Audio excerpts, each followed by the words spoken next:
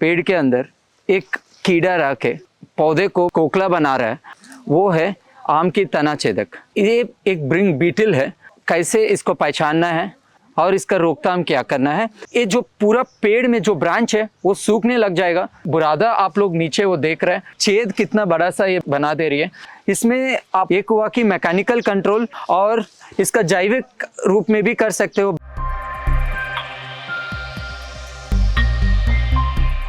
नमस्ते किसान भाइयों और मित्रों, आज कृषि कनेक्शन के लिए आपका स्वागत है और मैं doctor MS. Saireddy, department of entomology, PG college of agriculture में है। आपको पता है कि आम की बगीचा एक मेहनत होती है, एक साल की मेहनत होती है और भविष्य की उम्मीद होती है।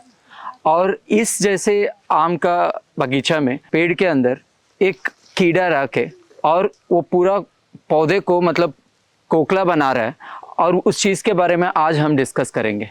वो है आम की तना छेदक, मैंगो स्टेम बोरर भी कहते हैं इसका कैसे इसको पहचानना है, इसका जीवन चक्र क्या है और इसका शुरुआत में हम कैसे इसको आइडेंटिफाई करना है और इसका रोकथाम क्या करना है, हम इसके बारे में आज देखेंगे। किसानों, आज आपको इस जैसे स्टेम बोरर आम तना छेदक को पहले पहचानना है। कैसे पहचान सकते हैं? आप मेरा हाथ में देख सकते हैं कि आम का तना छेदक को, और ये एक ब्रिंग बीटल है और इसको साइंटिफिकली हम लोग बैटासेरा रूफोमैक्युलेटा भी कहते हैं। ये देखने में ये लाल भूरे रंग का होता है और इसका थोरैक्स में गुलाबी रंग का दो दबे हुए स्पॉट्स भी होता है और इसका एंटीना काफ़ी लंबा होता है। ये आपको अडल्ट स्टेज में है और इसका अलग अलग स्टेजेस होता है, जैसे अंडा, लार्वा, प्यूपा और अडल्ट। ये अडल्ट स्टेज में है। इसमें सबसे खतरे का बात यह है कि ये कीड़ा सिर्फ आपको आम को नहीं खाता, आम के साथ इसका ट्रैप क्रॉप्स भी है, जैसे सहजन हो गया, कटहल हो गया, यूकलिप्टस हो गया, ये सब सेमल हो गया। ये सब कभी पौधे आपका पेड़ आसपास खेत में रहेंगे तो ये पहले उसमें अटैक कर लेती है। मान लेते कि आप लोग खेत को तो बचा ही रहे होंगे, बट ये कीड़ा उसमें होंगे तो आपका इसका पॉपुलेशन बढ़ेगी, आपका नुकसान भी और ज़्यादा हो सकता है। इसीलिए मैं क्या कहता हूँ कि आप पहले उसको भी कंट्रोल करना है, आपका खेत को भी बचाना है। मेरा हिसाब से कोई से भी कीड़े को मैनेज करना है तो उसको जीवन चक्र पता होने से ही आधा हम लोग मैनेज कर सकते हैं। कैसे, आज अभी हम जानेंगे। इसका जीवन चक्र लगभग 182 दिन का होता है और जैसे कि दूसरे कीड़े के जैसे इसमें एक अंडा, लार्वा, प्यूपा और अडल्ट स्टेजेस रहता है। और सबसे पहले ये जो बीटल्स है ये जून में अंडा देना शुरू करेगी। जो अंडा देती है वो आपको बार्क में देगा और अंडा से इमीडिएटली वो कब टूटेगी, इसका लार्वा आ जाएगी और लार्वा इसका बार्क के अंदर चले जाएगी, जाके उसको पूरा अंदर ही अंदर खाने में लगेगा। और ये सबसे खतरनाक स्टेज है। ये जो लार्वल स्टेज आपको दिखता नहीं है क्योंकि अंदर चले गई और पूरा से पूरा अंदर में वो आपको पोषण और पानी ये दोनों कितने भी ये ज़मीन से ले रही है उसको ना जाने देगी और ये जो पूरा पेड़ में जो ब्रांच है वो सूखने लग जाएगा। तो ये जो ग्रब का स्टेज है ये बहुत इंपॉर्टेंट है और इसको याद रखना। दूसरे क्या होगा कि इसके बाद प्यूपा बन जाता है। प्यूपा बनने के बाद फिर ये मई जून में हम लोग का ये बीटल बन के फिर छेद से फिर वो बाहर आ जाएगी। यहाँ पे आप सिम्टम्स भी देख सकते हैं, जैसे कि पूरा ग्रब खाने के बाद कैसे यहाँ पे बुरादा आप लोग नीचे वो देख रहे हैं और कैसे छेद कितना बड़ा सा ये बना दे रही है। और इवन ये भी देख रहे होंगे कि आप लोग पूरा ब्रांच पूरा कैसे सूखे हुए आपको दिख रहा है। जैसे जीवन चक्र आप देखे हैं, अंडा, लार्वा, प्यूपा, अडल्ट, साथ ही साथ आपको बायोलॉजिकल टाइमलाइन बहुत इंपॉर्टेंट है। जैसे कि किसान ने जनवरी फरवरी में खेत को साफ करते हैं, हमारा सबसे इम्पोर्टेंट है मार्च और अप्रैल, इसमें रोकथाम शुरू करना पड़ेगा क्योंकि मई जून में इसका कितने भी बीटल्स है, अडल्ट है, जो जीवन चक्र में आप लोग जो अडल्ट कह रहे थे आपको दिखाया भी है, वो अंडा देना शुरू कर देगी। और जुलाई में आपको ये जो अंडा दिया उससे ग्रब ने अंदर जाके उसका डैमेज करना शुरू करेगी। तो आपको सबसे इम्पोर्टेंट है मार्च अप्रैल में आप लोग रोकथाम करने का शुरू करना पड़ेगा।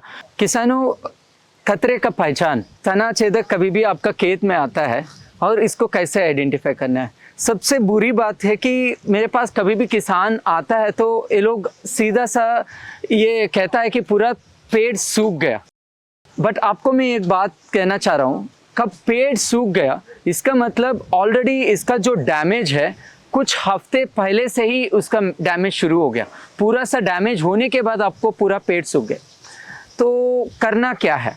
आप लोग इस खतरे को पहले ही पहचानना है। वो उसको कैसे पहचान सकते हैं? आप ये पेड़ में देख सकते हैं, यहाँ पे नीचे कितने भी ये बुरादा है, इसका मतलब ऑलरेडी वो लार्वा डैमेज कर रही है और इसका बुरादा बन गया। और इवन एक और अच्छा सा सिम्टम है, आप यहाँ पे देख सकते हैं कि कितने भी चिपने वाला स्टिकी आपको गमोसिस हो रही है। ये आपको पहले भी कहा है मैं कि कभी भी ये ग्रब अटैक करती है, वो नीचे से पानी और पोषण को ना जाने देने की वजह से आपका ये स्ट्रेस हो जाता है। ये स्ट्रेस होने की वजह से पूरा गमोसिस हो जाती है। और इवन ये जो बुरादा, ये जो इन्फेस्टेशन कब शुरू हो जाते हैं तो उसका बुरादा भी वो दिखता है। तो कभी भी आप इस जैसे सिम्टम देखा तो आप इमीडिएटली आपको मैनेजमेंट करना पड़ेगा। ये नहीं है कि आपको पूरा सूखने के बाद आप कुछ मैनेजमेंट करना बहुत मुश्किल रहता है। इसमें सबसे खास बात है, वैज्ञानिक लोग ये कहा है, आपको लार्वल कब आप आइडेंटिफाई जाके आप देख रहे हो, उस समय 2 लार्वा आपको कोई से भी ब्रांच में मिल गया, इसका मतलब आप इसमें इंसेक्टिसाइड्स मतलब रोकथाम शुरू करना पड़ेगा, क्योंकि उससे ज़्यादा आपको होने से आपको नुकसान बढ़ सकता है। सो शुरू स्टेज में ही आपको करना। आपको एक और पेड़ दिखाता हूँ किसानों, ये पेड़ देख सकते हैं, ये अभी इन्फेस्टेशन शुरू हुई। यहाँ पे आप देखिए गमोसिस शुरू हुआ, स्ट्रेस की वजह से गमोसिस हो रही थी और नीचे भी पूरा बुरादा, कितने भी यहाँ पे आप देख रहे हैं, ये बुरादा बनने लगा। तो इस पर्टिकुलर स्टेज में आप इसको मैनेजमेंट करना शुरू करना पड़ेगा, अदरवाइज इसको बचाना बहुत मुश्किल होंगे। इसको कैसे मैनेज करना है? आपको शुरू में जैसे कहा था कि इसका अल्टरनेट होस्ट सहजन, यूकेलिप्टस, सेमल, कटल, इस जैसे पौधे कभी भी आपका खेत में इंटरक्रॉपिंग मत करिए।